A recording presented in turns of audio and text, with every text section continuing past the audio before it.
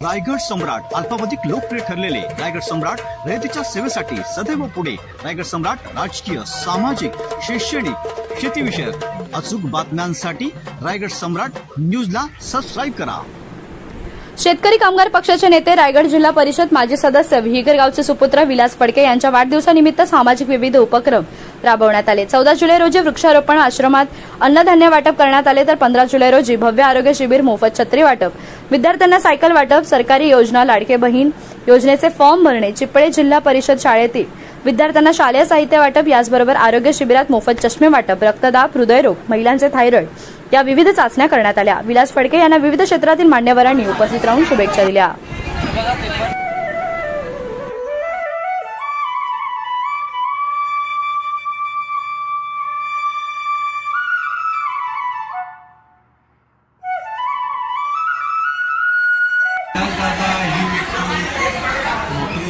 आगली वेगळी, कारण कुणाच्याही सुखात सगळ्यांच्या कार्यात जाणारा हा माणूस, त्यांच्याकडे पक्ष नाहीये।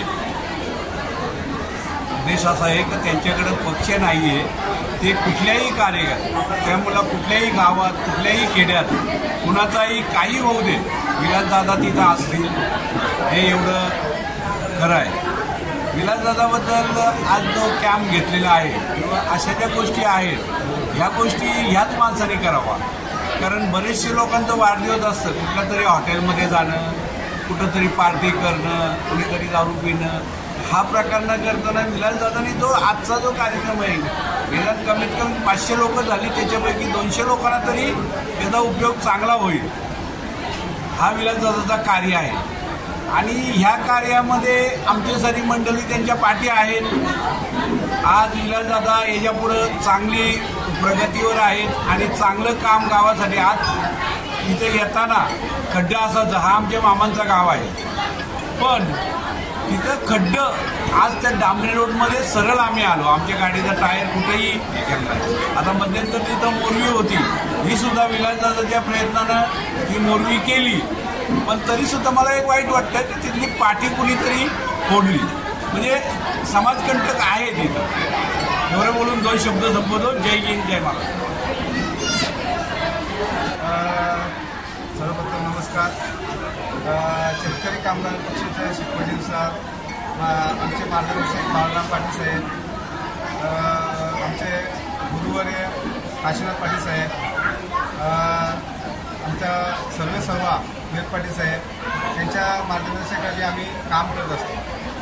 आज माझं 15 तारीख आली का आमची लगभग महिनाभर तयारीच असते। वाढदिवस आपण कशा पद्धतीनं साजरा करता, पावसाळा असतो, 15 जून असते।